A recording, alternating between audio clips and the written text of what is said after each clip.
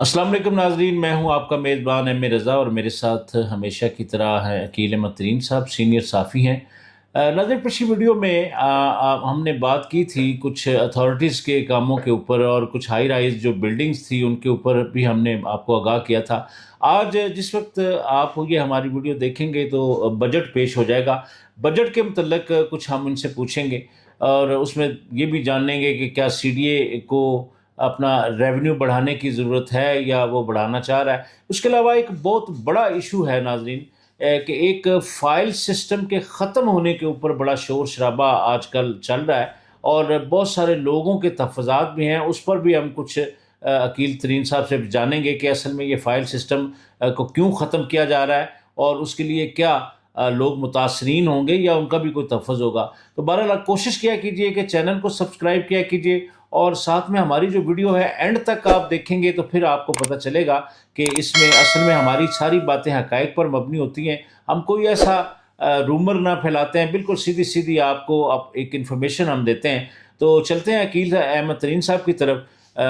सबसे पहला उनसे सवाल करते हैं कि ये जो बजट आज पेश किया जा रहा है तो इसमें क्या होने जा रहा है। अस्सलाम वालेकुम वकील साहब। वालेकुम सलाम सर। अच्छा सर, आज बजट अभी भी पेश किया जा रहा है, तो इसमें बताइए कि क्या रियल एस्टेट सेक्टर में भी कुछ रिलीफ मिलेगा या बजट का कोई असर इदारों की कारकर्दगी पर भी है या उनको भी मराद दी जाएंगी या कुछ आवाम के लिए ये आवाम दोस्त होगा बजट। शाह साहब, जो प्राइम मिनिस्टर ऑफ पाकिस्तान हैं, उन्होंने आज एक ट्वीट किया है कि उन्होंने ये कोशिश की है कि जो 2026-27 का ये जो बजट है वो उन्होंने बहुत कोशिश की है कि वो अवामी मफाद में हो। ठीक है। इसमें क्योंकि हम बात कर रहे हैं अभी रियल एस्टेट सेक्टर की, तो हम इसको रियल एस्टेट सेक्टर तक ही महदूद रखते हैं। ठीक है। तो अभी जो जो हमारी एक्सपेक्टेशन थी सब लोगों की कि शायद जो है वो government of Pakistan, prime minister of Pakistan या फेडरल गवर्नमेंट जो है वो रियल एस्टेट सेक्टर को बहुत ज़्यादा रिलीफ देगी टैक्सों की मद में, और जो इसके ऊपर कदगनें लगी हुई हैं उनकी हवाले से। लेकिन जो है वो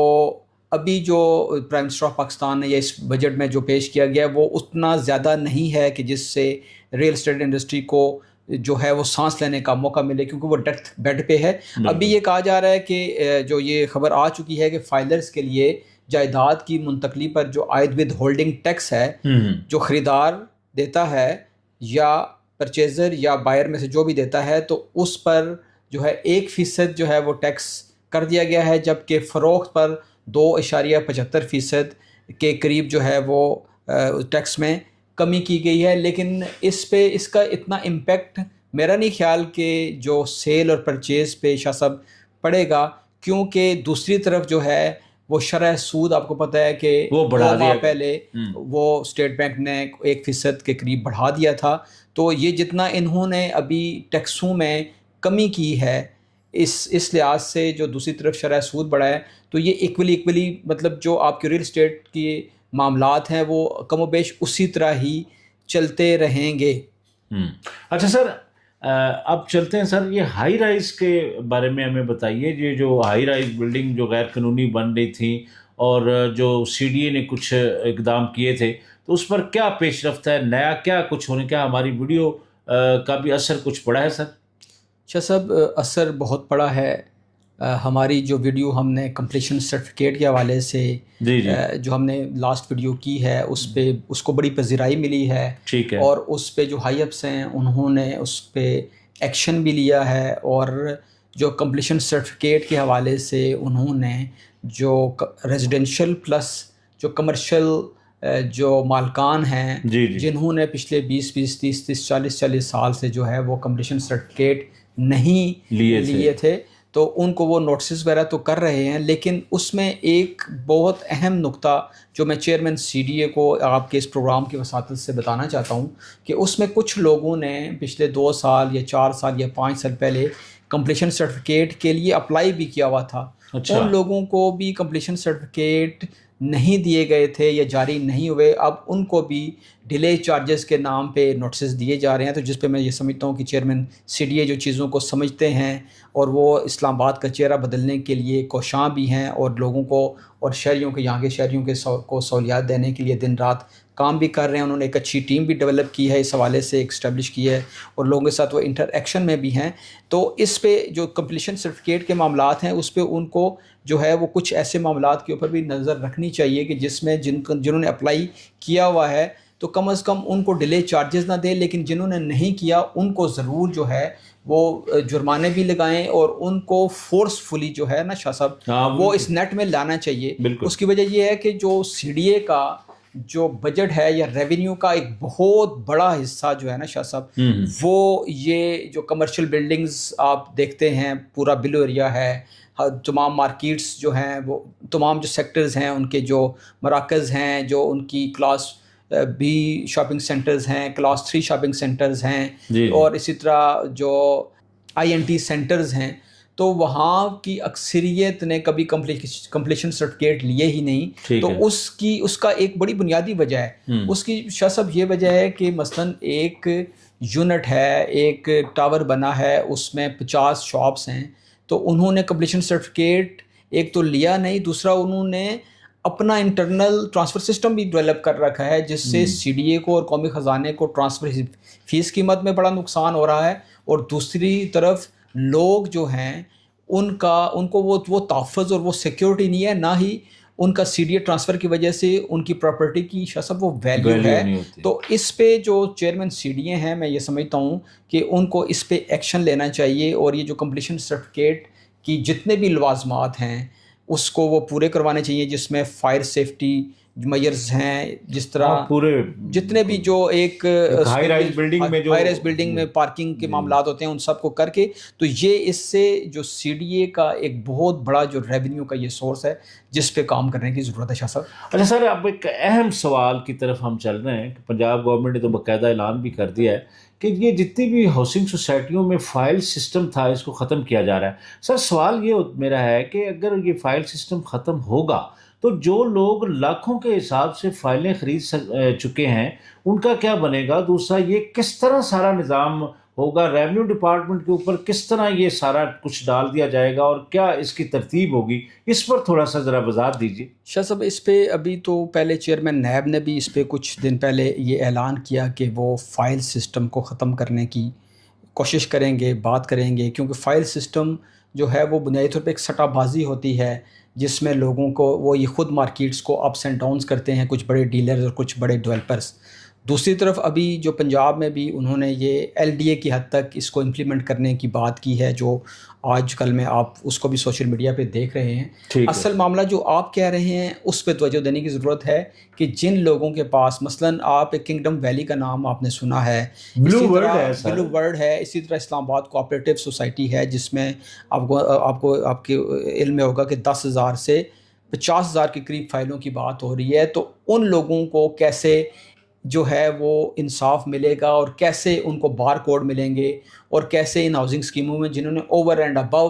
فائلیں بنا دی ہیں لیکن ان کے پاس زمین کم ہے, ان کو کیسے اس میں اکوموڈیٹ کیا جائے گا. تو جو ادارے ہیں, خاص کر نیب ہو گیا, خاص کر جو ترقیاتی ادارے ہیں, جو ڈیولپمنٹ اتھارٹیز ہیں, ان کو یہ چاہیے کہ وہ اس حوالے سے سوچ لیں کہ جن لوگوں نے, بے شک میں سمجھتا ہوں کسی نے اگر 10,000 روپے کا فارم بھی لیا ہے تو اس کا بھی ڈیٹا کلیکٹ کر کے اپنے پاس ایک مربوط سسٹم میں ایک ڈیٹا بینک بنائیں, تاکہ کسی بھی مظلوم کا, کسی بھی غریب کا پیسہ ضائع نہ ہو. اور یہ بہت اچھا سسٹم ہے. میں یہ سمجھتا ہوں کہ اس سے جو فراڈ ہے اور اس سے جو اوور اینڈ ابو جو لوگ یہ ایک 10 روپے کا پرنٹ نکال کے جو ہے وہ لوگوں سے کروڑوں روپے, اربوں روپے جو ہے وہ اینٹ لیتے تھے, وہ سسٹم ختم ہوگا. پاکستان کا جو انٹرنیشنلی جو آپ دیکھیں اوورسیز پاکستانیز کے ساتھ یہ زیادہ تر فراڈ ہوتا ہے, تو ان کے اندر بھی ایک کانفیڈنس آئے گا کہ اب وہ 3-4 جگہ سے وہ نہ صرف سرٹیفائیڈ ہوگا بلکہ ان کا جو پلاٹ نمبر ہوگا وہ گوگل ارتھ پہ وہ لگا ہوا دیکھا جا سکے گا کہ یہ پلاٹ نمبر ہے. اور یہ جو ایل ڈی اے میں تو آئی تھنک اگلے کچھ دنوں تک سٹارٹ ہو جائے گا, اور نیب کی کوششوں سے یہ اسلام آباد میں بھی آپ کو ہوتا ہوا نظر آئے گا, اور پورے ملک میں بھی یہ پریکٹس انشاءاللہ پنجاب اور اسلام آباد کے بعد آپ کو یہ ملے گی. اور یہ بہت اچھا ہے. اس میں جو بڑے اسکیم ہیں, اور یہ جو ہاؤسنگ سیکٹر ایک بدنام ہو گیا ہے کہ جس میں ایسے لگتا ہے کہ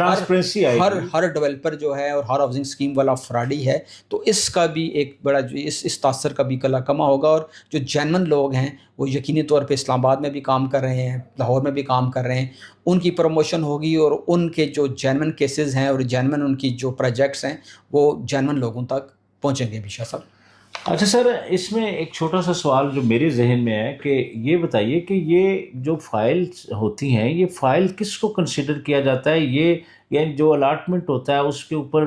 نمبر بھی ایک لگ جاتا ہے کہ آپ کا پلاٹ یہ پلاٹ ہے، اس میں آپ انسٹالمنٹ پہ پیسے جمع کروا رہے ہیں، کیا وہ بھی فائل ہی ہوگی یا جو خالی الاٹمنٹ لیٹر ہے جو ابھی خالی ممبرشپ ہے اس کو فائل کہا جائے گا؟ شاہ صاحب آپ کا بہت بنیادی سوال ہے.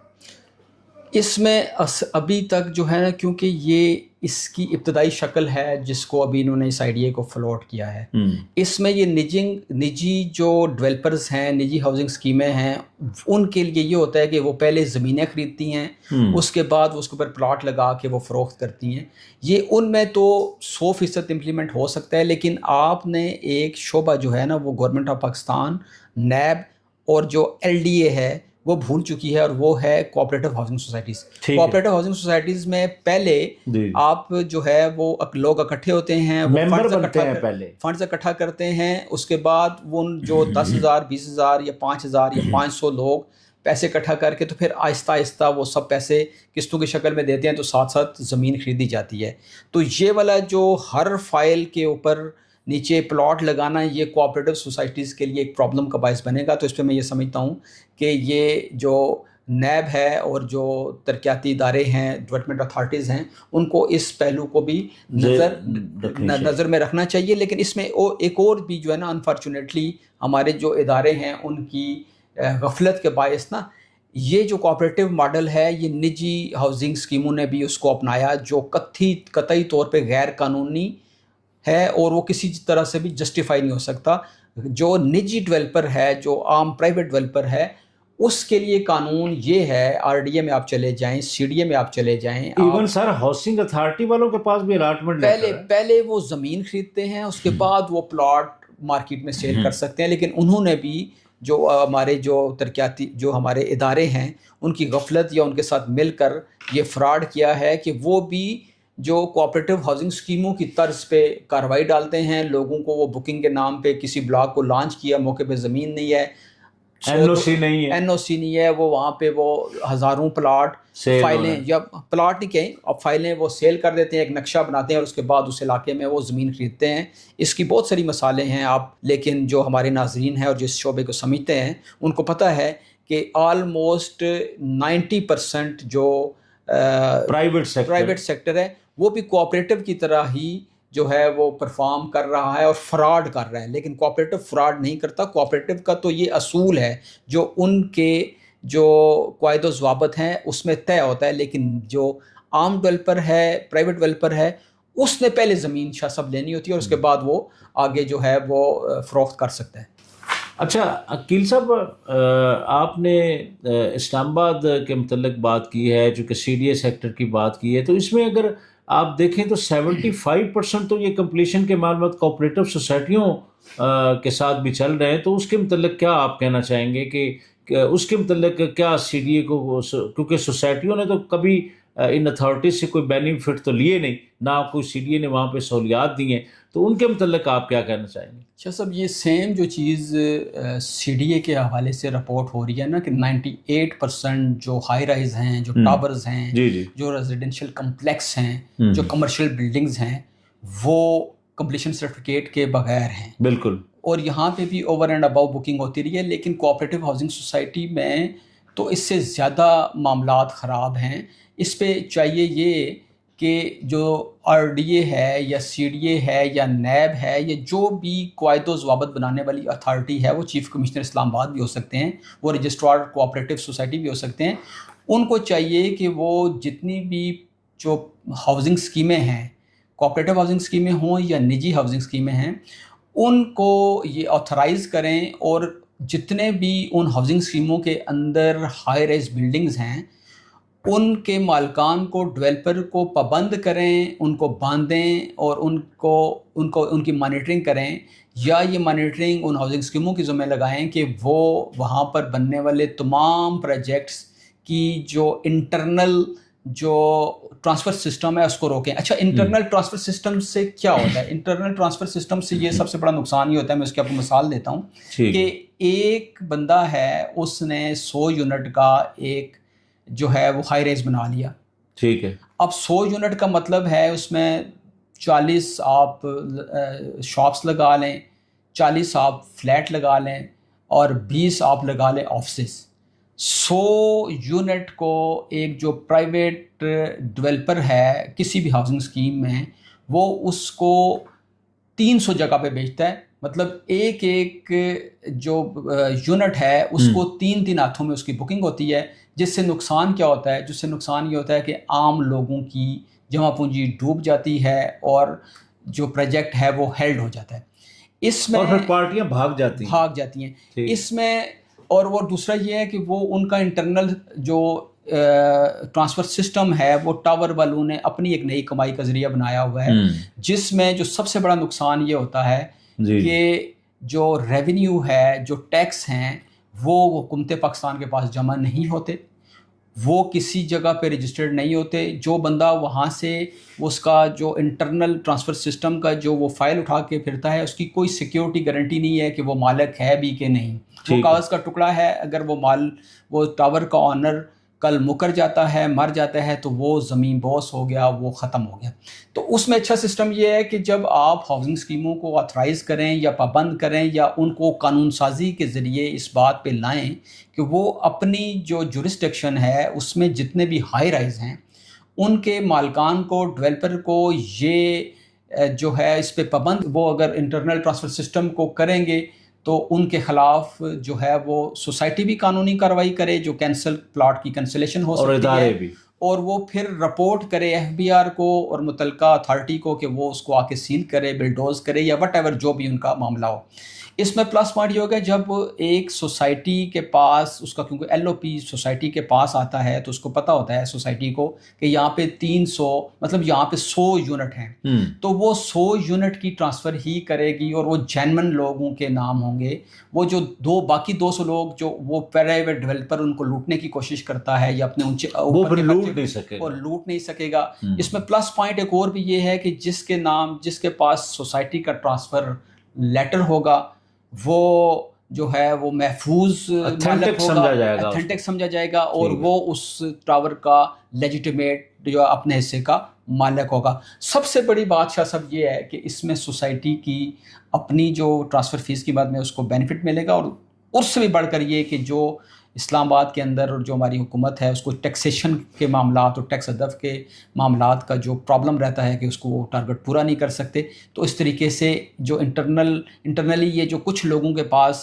کچھ مالکان کے پاس وہ نجی طور پہ وہ اپنے پاس کروڑوں روپے رکھ لیتے ہیں ٹرانسفر کی مد میں، اور جو قومی خزانے کو نقصان پہنچاتے ہیں، تو وہ ٹیکس کی شکل میں جو ہے وہ اس یونٹ کے اگینسٹ جتنا ٹیکس ہوتا ہے وہ گورنمنٹ آف پاکستان کے خزانے میں جمع ہوگا. اس میں ہر لحاظ سے جو بائر ہے شاہ صاحب وہ فائدے میں ہے، حکومت پاکستان فائدے میں ہے، اور جو سوسائٹی ہے اس کو بھی پتہ ہوگا کہ بھائی اس نے ایک پلاٹ دیا ہے اور اب اس کی قانونی ذمہ داری یہ بن گئی ہے کہ وہ اس ٹاور میں یا اپنی جورسڈکشن میں جتنی بھی ہائی رائز بلڈنگ بن رہی ہے وہاں پہ کسی بھی قسم کے فراڈ کو روکنے کے لیے اقدامات کر سکے. ابھی ہوتا یہ ہے کہ نارملی ہاؤسنگ اسکیموں میں کوئی کسی نے اگر 10 کنال کا یا 20 کنال کا کسی کو ٹاور دے دیا تو وہاں پہ ہو سکتا ہے پوری سوسائٹی کی قیمت 40 ارب روپیہ ہو تو وہ ایک ٹاور سے وہ 20 ارب روپے کا فراڈ کر کے بھاگ جائے. اور یہ چیزیں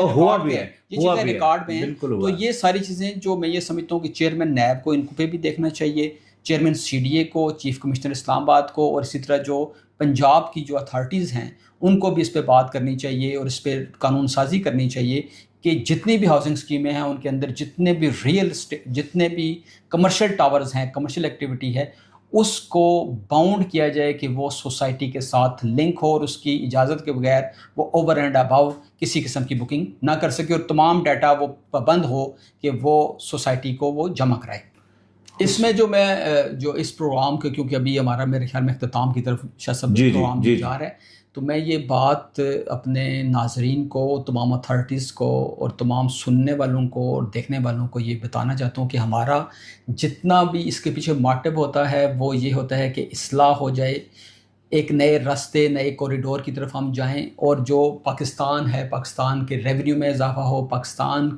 کی جو عالمی سطح پہ ساکھ ہے اس میں اضافہ ہو، اور جو ملک کے اندر عوام ہے، عوام الناس کی پروٹیکشن. اور ہاں جو سب سے اہم بات یہ کہ اس پہ اگر کوئی اتھارٹی ہم سے رابطہ کرنا چاہے ڈیلی اپنا غزنوی موقف دینا اپنا چاہے. موقف دینا چاہیے. ڈیلی غزنوی کے پلیٹ فارم اس کے لیے حاضر ہیں. ہمارا جو ٹی پی نیوز کا پلیٹ فارم اس کے لیے حاضر ہے. ہم ان کی بات ان کو اگر خود آ کے بیٹھنا چاہیں تب بھی, اور ہم ہر لحاظ سے ان کی جو بات ہوگی, ان کا جو فیڈ بیک ہوگا وہ ان کو ناظرین تک من و ان پہنچانے کے پابند ہیں. ناظرین, جو ریئل اسٹیٹ کا کاروبار کرنے والے ہیں یا ہاؤسنگ سوسائٹیوں کا کاروبار کرتے ہیں یا ہاؤسنگ سوسائٹیاں, ایون کوآپریٹو سوسائٹیاں ہیں, جو آپ کے سوالات تھے, اور خاص کر جو یہ فائل سسٹم کو ختم کرنے کی بات اس وقت گردش کر رہی ہے, تو اس کے متعلق جتنے بھی سوالات تھے عقیل صاحب نے بڑا تفصیلی ان کا جواب دیا ہے. اور میں امید کرتا ہوں کہ اگر آپ یہ پوری ویڈیو دیکھیں گے تو انشاءاللہ بہت سارے ابہام آپ کے دور ہو جائیں گے. اپنا بہت سارا خیال رکھیے گا. نئی ویڈیو کے آنے تک کے لیے اپنے میزبان احمد رضا اور عقیل احمد ترین کو اجازت دیجیے. اللہ حافظ.